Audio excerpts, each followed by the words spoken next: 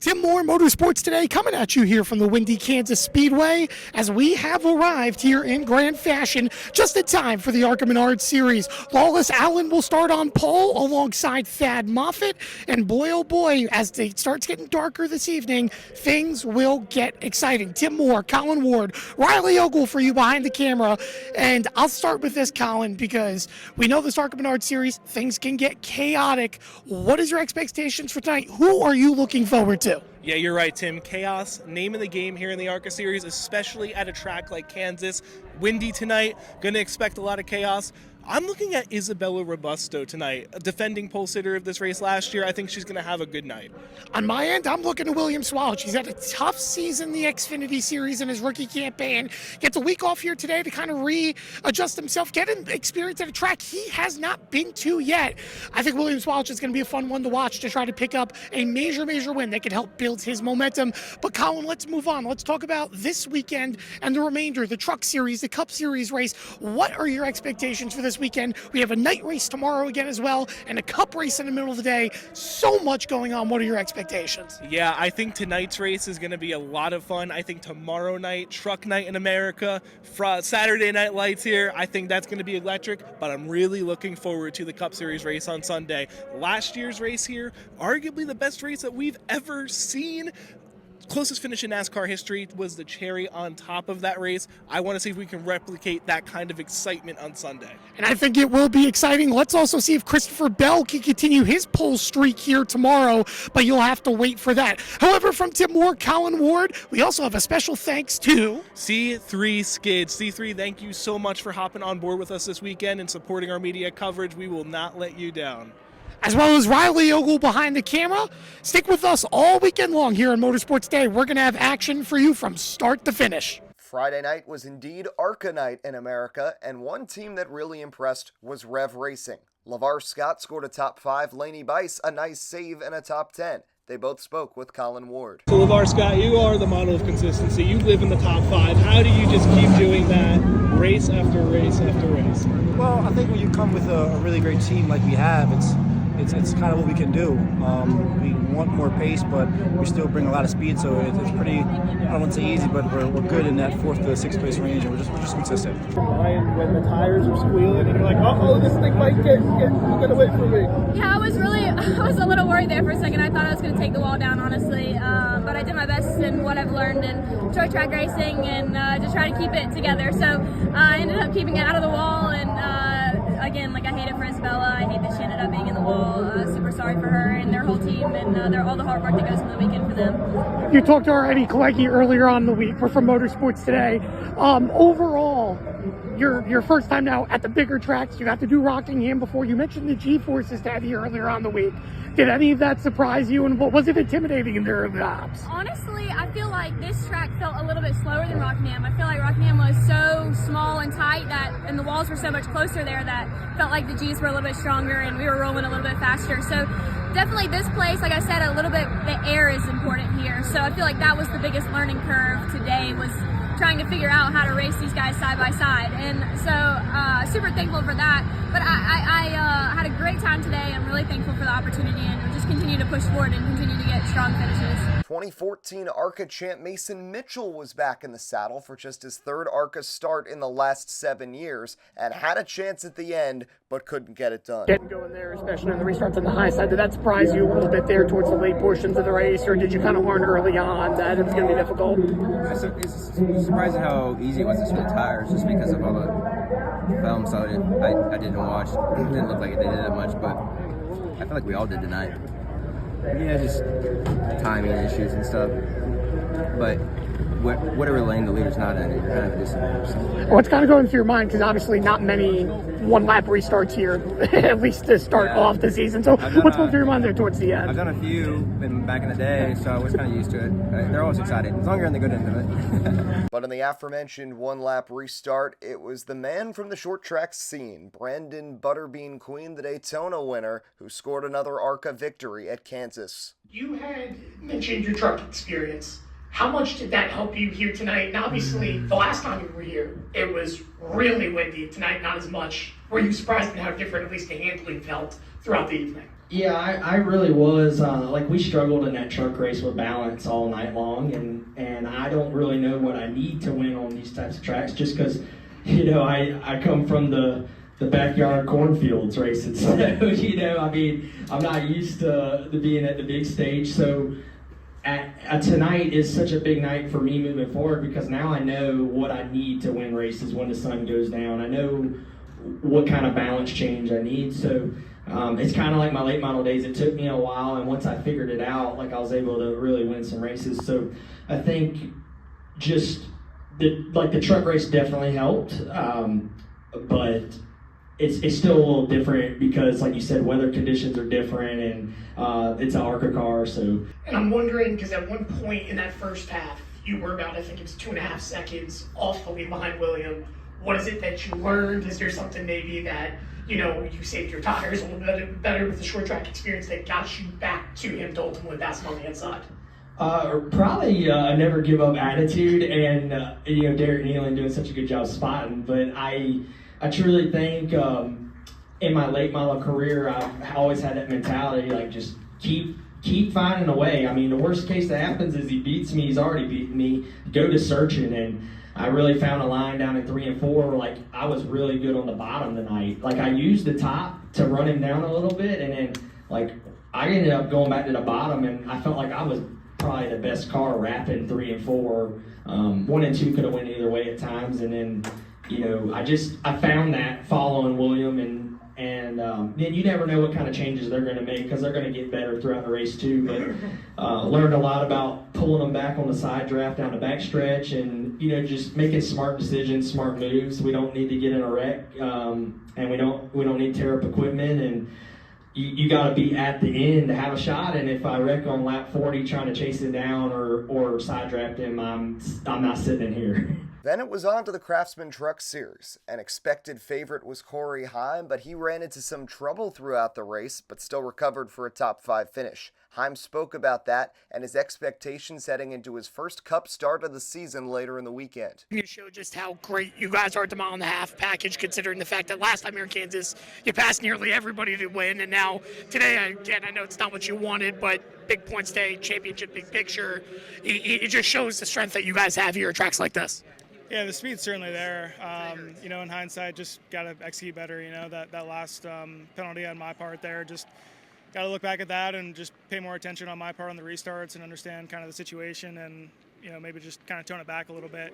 I feel like I push 110% to get to the front, and sometimes that bites me, so maybe I dial back to 100%, I guess, so for lack of a better word. But no, I mean, just, like you said, the speed's there, just kind of execute better on my end, and the other 2 incidents we had that set us back were kind of situational, so nothing you can really do about that. What exactly is it that you learned tonight that's going to transition to tomorrow? I think just a little bit of it's where the rubber lays down. I think it's some of it. This track is notorious for having basically any lane on the racetrack is able to make speed on, but I feel like there's opportunities to move around and gain time, and I think that translates from the truck to the Cup car. So just kind of being on top of that and understanding kind of how the group moves around throughout the run, I think will line up pretty well. But other than that, man, they're so unique that really that's about it, to be honest with you. But the story of Saturday night's race was the battle between Carson Hocevar and Layne Riggs. Riggs made contact with Hocevar on the final lap. They both hit the wall, but Carson prevailed for his first truck win since 2023 and showed his displeasure with Riggs after the race. He flipped me off all the way through 3, down 4, all the way to the finish line, but I don't know how you flip somebody off and you're mad even though you still win the race. So Where does the speed come at the end? We had speed all race. I think that early in the race we were a little too snug, but my crew chief Dillon, he adjusted right and the track came to us. We were really set up to run at nighttime, so that's really when it came alive, just with natural weather conditions. So what was Carson's side of the story? It was somewhat friendly, right? Like, it was just kind of, I don't remember what I really did, to be honest, but no, if anything, I just wanted to remind him really of just like, hey, like, I still won, I guess. I don't know. But at the end of the day, he did a really good job. He's super, super talented.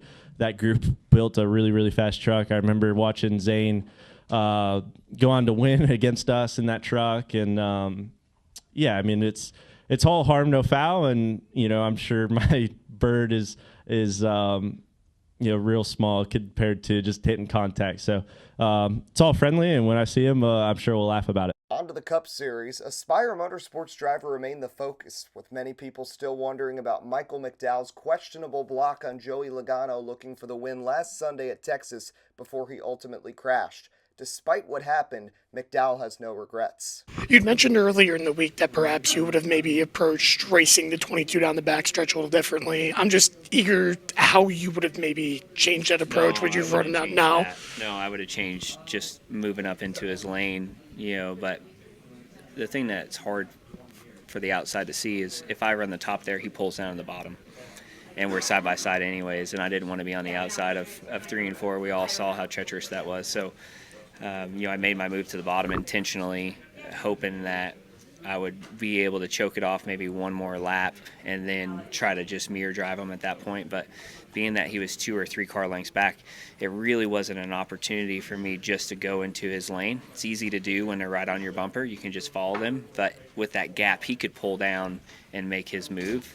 So I was at a pretty vulnerable spot right there. He was quicker. I mean, he was coming, as you guys saw, even in the dirty air, he was still reeling me in. So it was going to be an uphill battle for sure. So I would have made a few decisions differently getting into turn 1. But as far as the block and all that, I took it as far as I could take it, and felt like I left him racing room and room to make the corner, and I knew that he was going to go, and he knew I was going to go for it. So I don't really see anything real worrisome with that. Regardless of how you view that finish, one thing's for sure with Spire: the team has had speed, but has struggled to close the deal.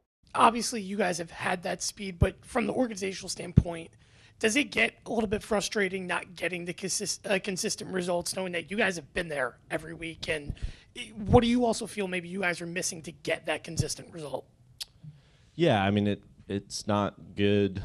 I mean, if you were to pick your poison, I'd much rather be fast and have bad luck or misfortune or something happen than be slow and have to bank on other people's misfortune, right? It's more sustainable to be fast and have that happen. And because it normally fixes a lot of problems, and right now it is fixing a lot of our problems, and we're 17th in points, and I think my average finish is like 29th at this rate. So yeah, I mean, just multitude of different things have happened. We've had fuel pumps and motors and pit issues and everything, and I think that's more just we're doing different parts than we've not used to using. So there's some gremlins we were finding out at the start of the year, right? Last year we had the same parts all year and it went fine. This year it's like, oh, this burns this up, or this does this, or this does that. And yeah, you can't get through a whole race. You unfortunately learn that by trial by fire. So yeah, I mean, ultimately it's just we need to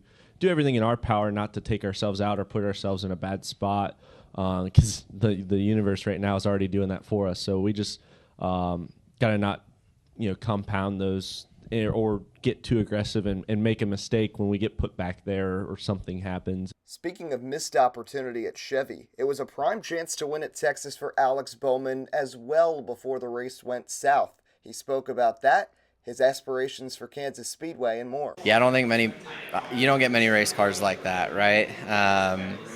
Which just makes it probably hurt more, kind of what happened to us. So yeah, I mean, I don't want to sit here and be like, well, I would have won that race, but I mean, I think it's a pretty easy, well, we would have been in contention at least, at the end of that race. So frustrated that it went that way, but yeah, to go to Texas and drive through the field 2.5 times like that, yeah, it was a lot of fun, honestly, behind the wheel. So yeah, it gives me a lot of positive outlook on how good our race cars have been. And I would say last year, back in the fall, you were about maybe a move away, restart away from potentially winning this race, obviously due to the topic dirty air. But how much more valuable is it to have a better car in terms of the dirty air at this racetrack as maybe compared to last week, considering you could kind of move around a little bit, but there's no guarantee what line you're going to be in? Yeah, honestly, it's pretty equal, right? Like Texas, it's harder to find clean air than it is here, but here, I mean, if a car is faster on the top, like it's going to be tough to pass unless you just have raw speed. So They both get tricky. Like, it gets tough to pass here. I think there's just more opportunities to get side by side and kind of drag a guy back than there is at Texas. And there's also, at times, maybe a little less risk, right? Like Texas, you can get outside of a guy, but then you have the bumps that you have to deal with and stuff like that. Whereas Kansas is a little more forgiving, but you saw the leader crash last time we were here with the lap cars. So, yeah, still a little sketchy at times. Kansas is a track these drivers will visit once again in the playoffs, but how significant is this race in the grand scheme? Three-time champion Joey Logano weighed in. Yeah, I mean, you get the mile-and-a-half kind of situation going right now with the way the schedule lines up, and then, yeah, you brought up Kansas becomes one of the most important races. So either way, you just want to make sure you learn a lot this weekend, right? Whether what works or what didn't work, so you can make better decisions when you come back. You do that at every track, but you look at Texas last year, it's a whole year before you go back there, and so many things change in between. Here, it's still a while before we come back, but nowhere near as long, right? And so some things will still be quite a bit still relevant to where we can apply what we learn here. As the surface has aged, Kansas Speedway has changed. Ryan Blaney spoke about that. Ryan, you mentioned earlier the seams on the racetrack as the tracks continue to age. Where now do you feel currently they've become a bit more difficult on the track in particular? Yeah, I think just seams year after year, they just get a little bit bigger and a little bit wider. And, it's definitely more treacherous kind of transitioning over them. I think it took a big jump last year. Like, I remember I crossed some seams on exit last year in practice and about busted my butt. And I was like, oh, man, I didn't really have this last year. But then you try to find a happy medium. Like, if you're kind of splitting a seam all the way through the corner, you seem to be okay. But it's just that transition of kind of coming down off of them that seemed to be pretty big. So you just feel that out in practice and then try to figure out, hey, what do I need in my car to kind of make that a little bit better? Because you're going to cross them in the race, like trying to race somebody and pass them. So, yeah, it's always a big thing here when you have, like, these tracks that, like, Michigan's a big one. Here's a big one. Charlotte's one. That's kind of the top of your list of how does my car get across the seam. So you hope you just do your homework enough to fight that. The Fords have been fighting hard. They've won back-to-back races in the Penske camp, but historically next-gen Kansas has belonged to Toyota. Christopher Bell has qualified well here, and 2311 Racing used to run well before running into some struggles last year. Here's what Bell and Bubba Wallace had to say at the media bullpen. Christopher, you mentioned your enjoyment here qualifying at this track in particular, but I'm wondering, as this track continues to age, just how difficult does that commitment level become on the high side, and can you make it another pole yet again? I feel like we're going to have a good shot at it. It's always just such a fun lap here at Kansas because it is pretty slippery. Like, the track is starting to lose a lot of grip, and it's always right on the edge of, like, can you hold it wide open? Can you not hold it wide open? So you're just using all the racetrack you can, all the banking, all the aero up top. So yeah, it's fun, and I enjoy it, and we've obviously been successful at it. So I feel like we should have an opportunity at a pole today. But with that being said, we haven't sniffed a pole on an intermediate in a long time. So I think last year was the last one we got. So yeah, we'll see where we stack up, but the intermediate stuff has definitely been a little bit of a struggle. Bubba, you mentioned the success you had, at least here in the short time with the organization, but I'm just wondering, did last year catch you guys by surprise a little bit, considering both you and Tyler didn't particularly run the way you guys wanted to, especially in the playoff race? Yeah, for sure. Definitely wasn't anything to brag about compared to the years prior, right? And so we just have to figure out what it was. Hopefully we identified what it was that we missed and never bring that back, but show up today and tomorrow with where we need to be and get after it. With Kansas being a traditional intermediate, it's also been the site of several Cup debuts. Denny Hamlin, Austin Dillon, and Ryan Blaney all spoke to Tim Moore about their past Cup debuts at Kansas Speedway. I remember being really competitive, and just the result never showed it because I think I had to pit under green for a flat tire or something that happened. But it was memorable. I just never will forget rolling off pit road, and I think I qualified 7th. I had Jeff Gordon to the right, Rusty Wallace right in front of me, and I was just like, I felt like I was in a video game.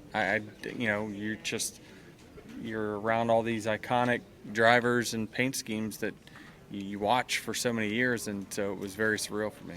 Definitely an exciting feeling going up in the Cup field with Tony Stewart and Jeff Gordon and Dale Jr. out there. I remember pulling out on pit road and just kind of being in awe, watching the guys as a kid that I was getting ready to go race against. And Kansas was a tough place. It had a lot of bumps and cracks in the track then. It was older asphalt. So cool to be in the number 98 curb record car back then, and it was fun. Yeah, that was a fun day. We were in the blue 12 SKF car, and I was doing trucks that day too, that weekend. I was racing for Brad, and I think one thing I distinctly remember, we had truck practice on Friday, and then we jumped right into Cup practice right after that. And I just remember going on the front stretch, and I'm like, oh my God, I'm going like really, really fast in this Cup car compared to this truck. And trucks here, you're wide open and pretty slow and sluggish, and Cup car, especially back in 14, you were probably 2:15 getting in the corner here, and that was just an eye-opening back-to-back, like A to B, and I've never done that before. And I was still kind of getting used to the 1.5 miles in trucks. I had a year under my belt, but was still kind of getting there. So that was a really cool experience. I worked with a lot of those people through the years at Team Penske and at the Wood Brothers. The race didn't end like we wanted to, but I just thought it was neat to get to race around these guys that, whether I enjoyed watching growing up, were maybe a couple years older than me that kind of got there before I did. It was nice to be like, all right, now I'm finally getting to where I want to be. The Hollywood Casino 400 was unique. Yes, Kyle Larson was dominant sweeping the stages, but there were crashes that wiped out his adversaries like Brad Keselowski. Denny Hamlin was a challenger, and he had a broken clutch pedal. And then there were miscues on pit road for others like Chase Elliott. It paved the way for Larson to score the victory, but also created opportunity, particularly with plenty of restarts, for some surprise drivers to emerge, including Chase Briscoe, who scored a much-needed top 5, a 4th for Joe Gibbs Racing. 3 certainly had a lot of restarts, and my race could have been totally different. We were 3 wide at one point down the back straightaway when the caution came out, and I got put 5th instead of 4th, and if I start in the second row, then maybe I can make a move and get to 2nd or 3rd. And the restarts are just always crazier because obviously the front straightaway is really, really wide. We're 3-4 wide, and just a lot of things can happen really quick. Guys can lose momentum. You can make big runs. So the restarts are definitely where you can win or lose or make your day worse or better. And today we were able to fortunately make our day better a lot of the time. Obviously, a lot of guys too had right rear problems throughout the day. I know you had the left rear problem yesterday in practice, but were you guys at all worried about the right rear at all? I wasn't worried about the right rear. I was worried about the left rear. I had just vibrations all day long. So I was definitely way more concerned about the left rear than right rear. Larson's Hendrick teammate Alex Bowman also had a strong run, placing 5th, but ran into some trouble with some lappers and got pretty fired up on the radio. Bowman explains, and Hendrick VP of competition Chad Knaus weighed in about whether or not the emotion is good for Bowman. In terms of Dirty Air, did you feel it was better than last weekend? I know you mentioned to me earlier that you don't get many cars like that. I feel like you feel the same today, at least in terms of the fact that you can't do much about getting put in the wall, but it showed how good you were in traffic again. Yeah, we were really good until that. So Dirty Air, I thought we came through the field pretty well before that damage, and unfortunately after the damage, I'd go okay for a bit, but it's like we would just beat the tires up more to go the same pace and then fall off like we did there at the end. So I hate that. Like I hate to sit here and about running 5th, right? It's a good day, but like it was so good before we did that, so it's pretty frustrating. And the 24, of course, cut down a flat tire. I know the 5 also mentioned they were pretty good. Were you guys worried about tires at all throughout the race, or you felt pretty confident? I think as fired up as I was inside the race car, Blake wasn't going to tell me if we had issues going on. So, I slept on my neck wrong last night, so I've been a little grumpy all day. But, I don't know. You'd have to ask the crew chief on that one. Safe to say you're going to win Radio Sweetheart this week? I was pretty fired up, so maybe. I don't know. I've never had lap cars that are 3 laps down mirror drive the out of you for the end of a stage. Like, that was the craziest thing I've ever been a part of. Like, what? I don't know what we're doing on that deal, but, I know it's pretty obvious what we're doing, but, the 35 about killed Brad and I there at the end trying to help his teammate that was behind us, so I get it. Like, we're all racing, and, part of it, unfortunately, it's just like, man, you're 3 laps down. Like, what are we doing? But you'll have that. It's big-time auto racing, right? Do you like it first off when he gets fired up? Do I like it when Alex gets fired up? Yes. Yeah, as long as it's in a positive manner. I think that's the way with anybody. No, I mean, honestly, Alex does a great job. And if he's getting wound up, that means he cares about what's going on. And he usually doesn't get too excited unless he knows he's in a position that he's going to get a good finish. And that's where he was today. He knew that he had a car that was capable of winning the race early on. And it's unfortunate they had that damage and then, had a little pit stop issue. But it was win number 3 for Kyle Larson, the fastest he's ever gotten to 3 wins in a season, equaling Christopher Bell for the series lead in 2025. Chad Knaus explained what's working best for the 5 team, and Larson talked about the win and him looking towards the double in the Indianapolis 500 in 2 weeks' time.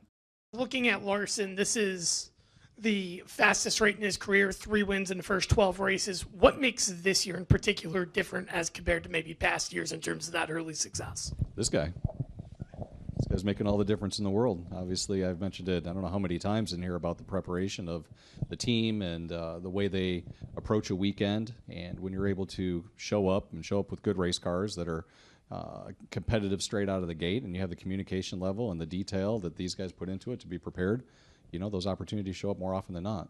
What differentiates this year as compared to years past, including the year where you had the championship? I don't know. I think I just think the next-gen car, hasn't changed really since it's come out. And I think every team's kind of narrowing in on their setups, and we're no different. So, you learn the car, you learn the style, you just become better, especially when you are up front and leading laps. You learn how to lead a race. You learn how to execute all the little details. So, I just think, the time and experience with the next-gen car is probably helping, the success early on in the year. You also mentioned to us in the media center on Saturday that in terms of scheduling, you'll start getting excited for the IndyCar once you got out of the car Sunday. Is that still the plan? You're going to get excited tonight? Yeah, I think just, heading to Indy tonight. I mean, obviously, we're going to Indianapolis, for the Indy 500.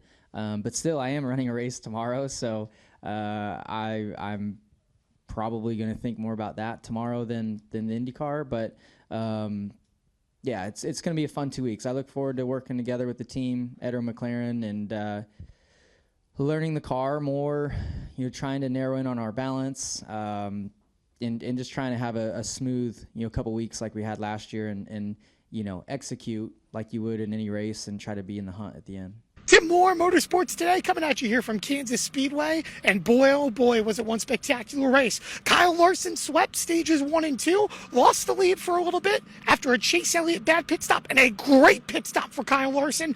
Took the lead and never looked back. And Colin, I'll tell you what, for Larson, they usually say when he wins races, he leads a lot of laps. It's boring. It's not fun.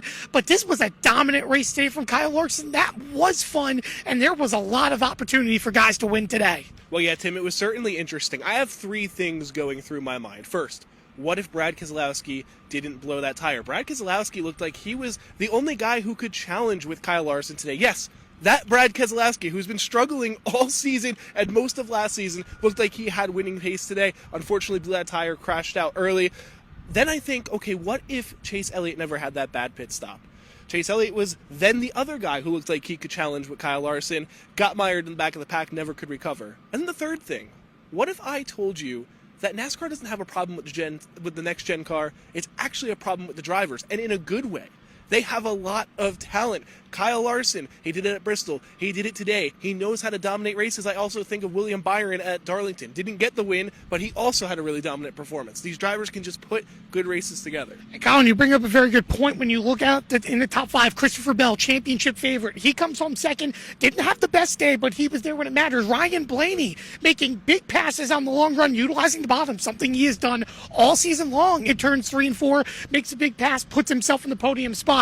And throughout the rest of the field, Alex Bowman, how about Chase Briscoe? I mean, for Briscoe, he was 18th. He was a lap down at one point in this race, yet he came home in the top 5. It shows a lot about the strength of these drivers and also the growth as this season has progressed. But Colin, I want to talk about one more thing before we wrap things up here in Kansas, the tires. It was a big discussion throughout the afternoon. We saw guys cut down tires. William Byron, who you mentioned earlier, championship favorite, he had issues. Cliff Daniels mentioned for Kyle Larson that they were really wearing the right rear at times throughout the race, and you got to see Ty Dillon's tires as well as Kyle Busch's tires. At the start of the weekend, it was left rear tires that was the problem, yet come race's end here on race day, it was the right rear tires that did the most damage today. Yeah, absolutely. I was walking up and down pit road towards the middle of the race during a round of pit stops, and I saw wear on every single tire, Tim. I don't think it was one specific tire in general. I think this place just 8 tires a little more than we usually see. Absolutely, and another thing too, by the way, not to circle backwards, but you mentioned guys of woulda, coulda, shoulda. How about Denny Hamlin? If Denny Hamlin doesn't lose his clutch, that's another driver as well who had a really good car that battled through the pack throughout the day that could have had a mix. But moving forward, NASCAR heads to the All-Star break. They're going to head to North Wilkesboro next week, and also the week after, it's the Coke 600. That's right, everybody's favorite duo, the Coke 600 and the Indianapolis 500. Kyle Larson will be attempting the double. However, wrapping up coverage here today from Kansas Speedway, Tim Moore, Riley Ogle behind the camera, and of course, Colin Ward to my side. It's been a pleasure being here at Kansas Speedway yet again for the second time, and we look forward to the next one here on Motorsports Today. Have a wonderful weekend, and we will see you at the track next time around.